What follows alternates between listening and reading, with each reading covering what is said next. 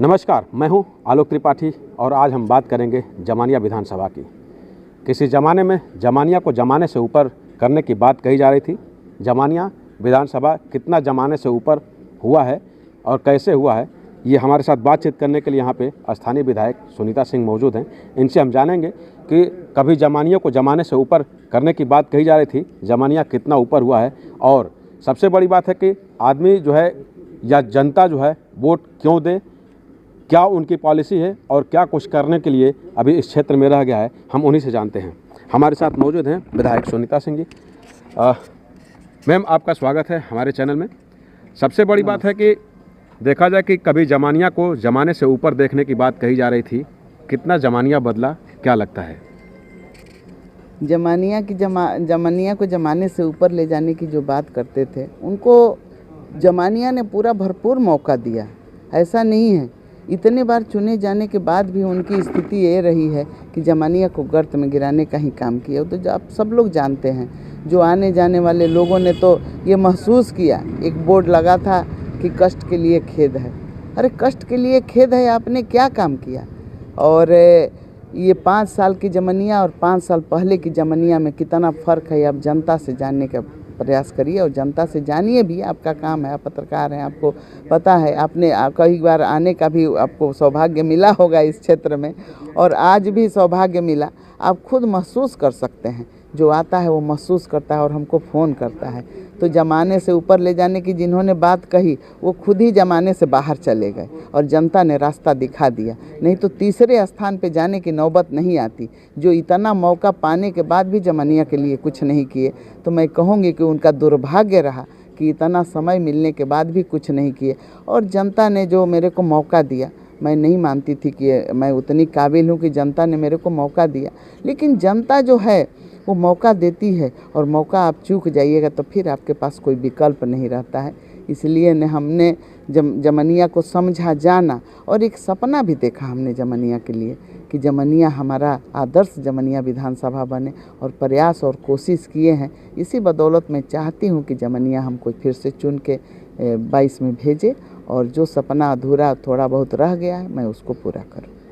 सबसे बड़ी बात है कि मैम, देखा जाए इस तरह की जमानिया में जनता जो है फिर आपको क्यों चुने, क्या ऐसा आपने कर दिया है, क्या लगता है आपको? जमानिया में तो पहले कुछ था नहीं, एक विकास की ईंट रखी गई हो। मैं दावे के, मैं तो कहती हूँ डिबेट करा लीजिए। जो कहते हैं कि जमानिया में क्या हुआ है, अब डिबेट कर लीजिए। अगर आपको भगवान ने इतना मौका दिया है, जनता जनार्दन है, तो एक बार डिबेट तो होना चाहिए ना कि आपने क्या किया। और मैं तो काम हाथों पे गिनाने लगूँ तो 2 दिन लगेंगे।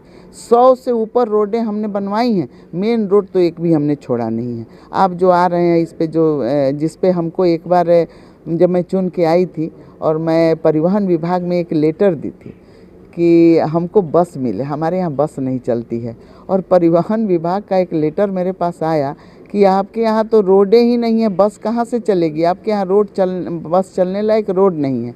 और मेरे को एक क्लू मिल गया। मैं मुख्यमंत्री जी के पास गई कि ये विभागीय लेटर है, मैं नहीं कहती हूँ, ये विभाग कह रहा है कि रोड नहीं है तो बस कैसे चले।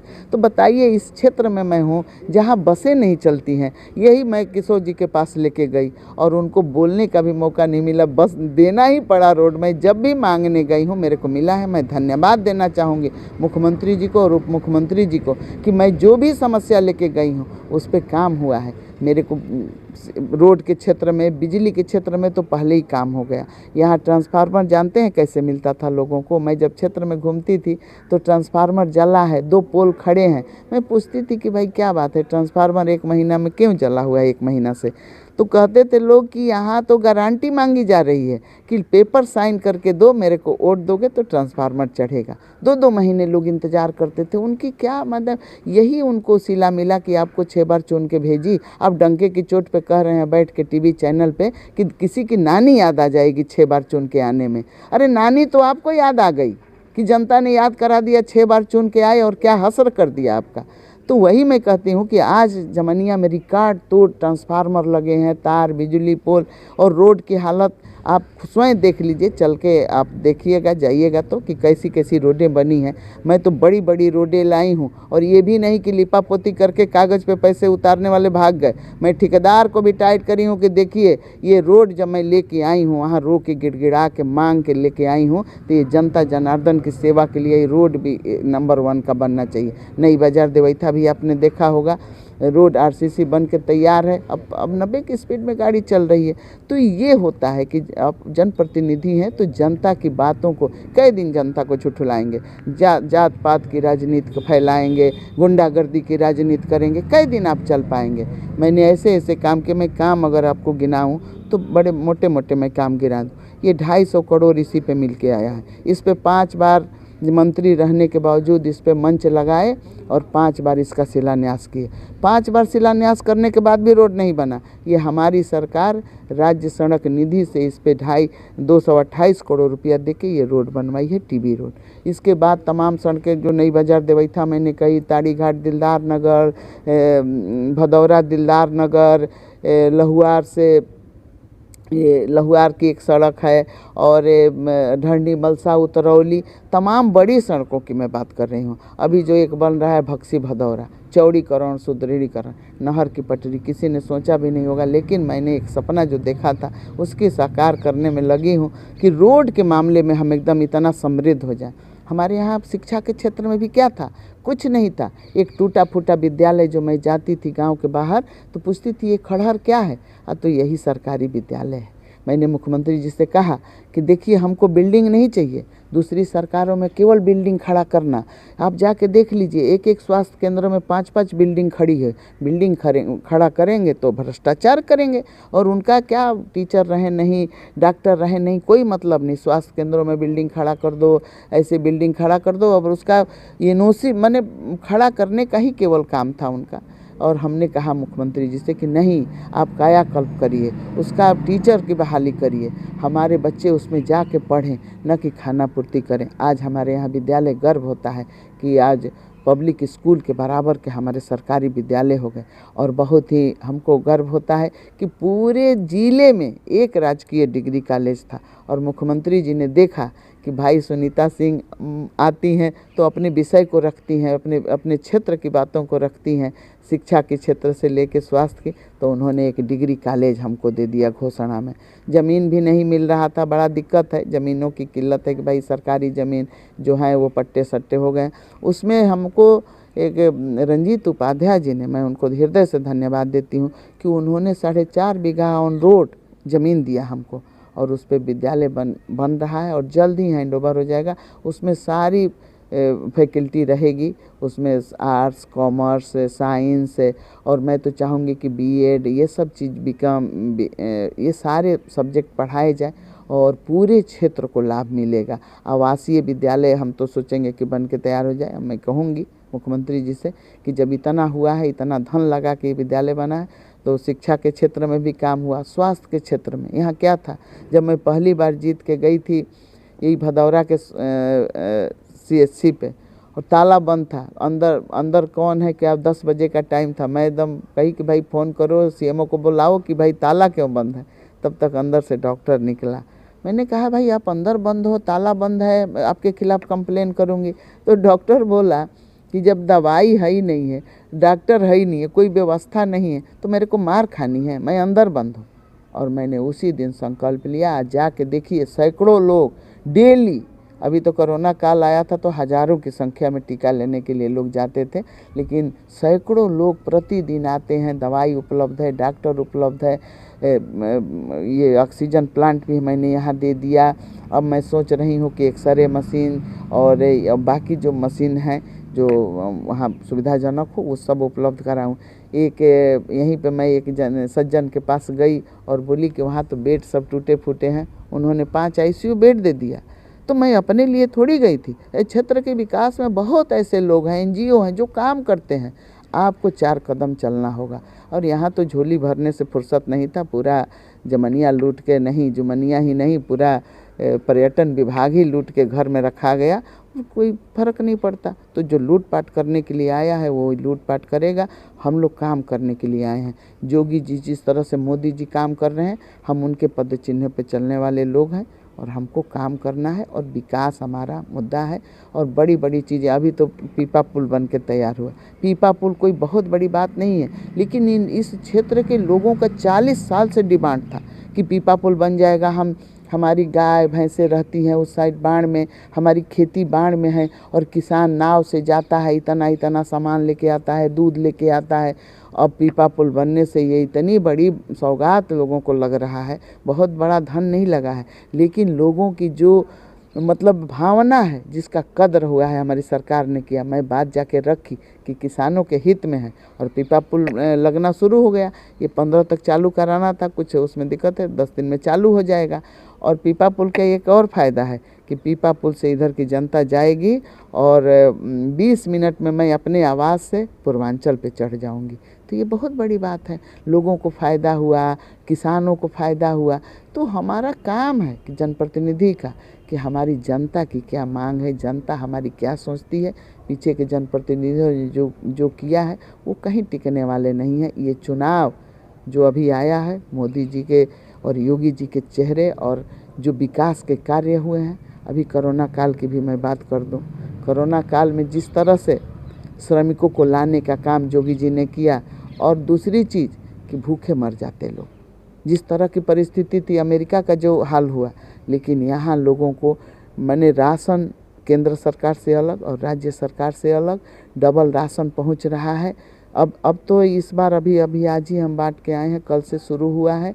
चना भी मिलेगा, तेल भी मिलेगा, चीनी भी मिलेगा, नमक भी मिलेगा।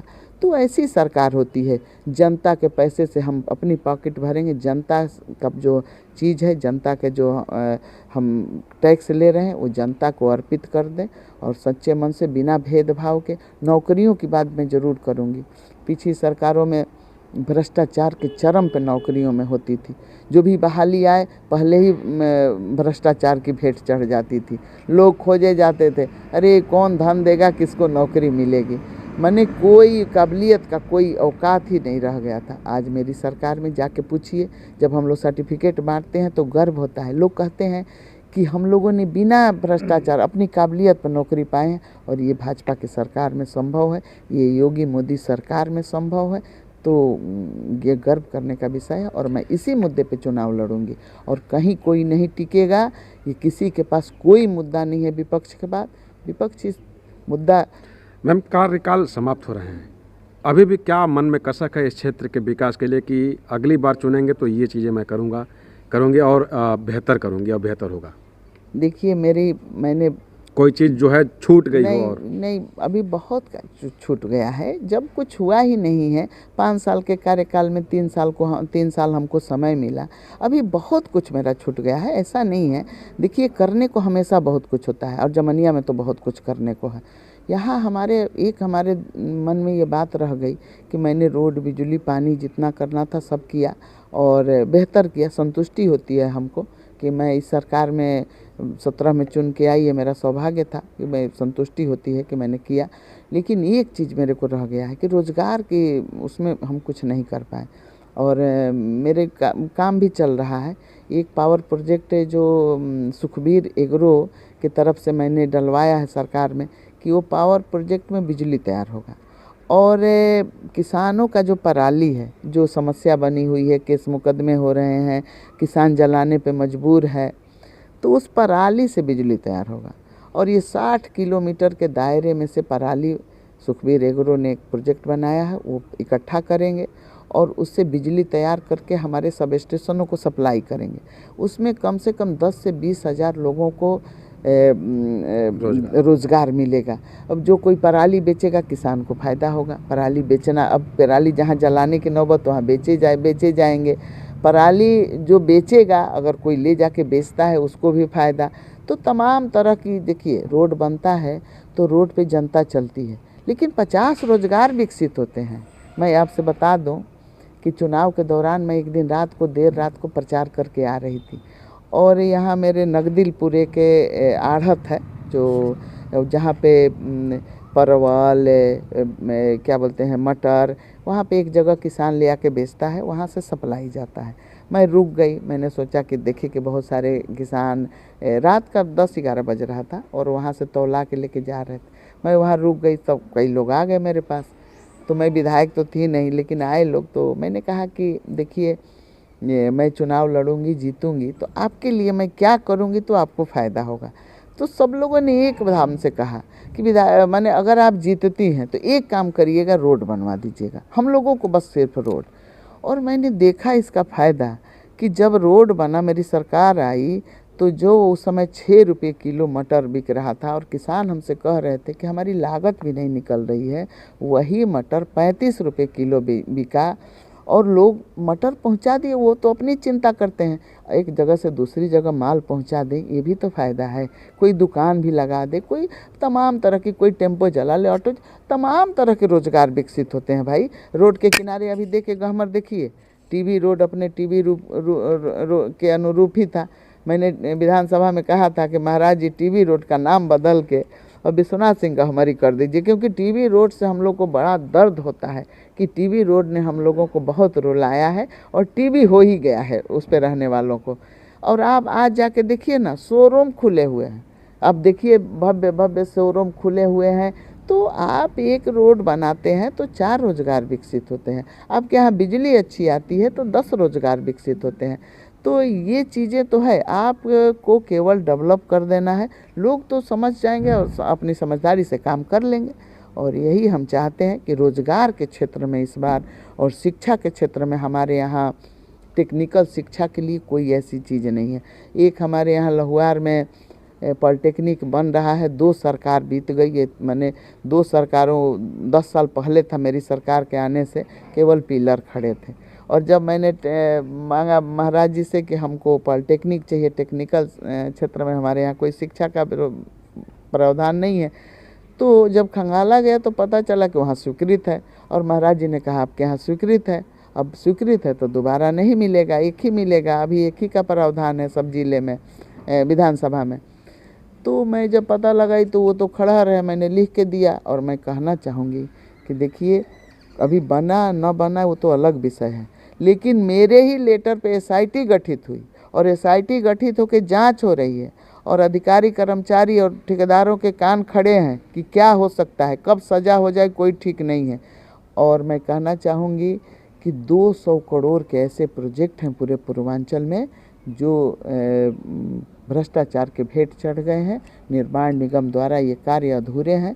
अब SIT गठित है और मैं जल्द ही अपना काम करा लूँगी, मैं बाकी का नहीं जानती हूँ।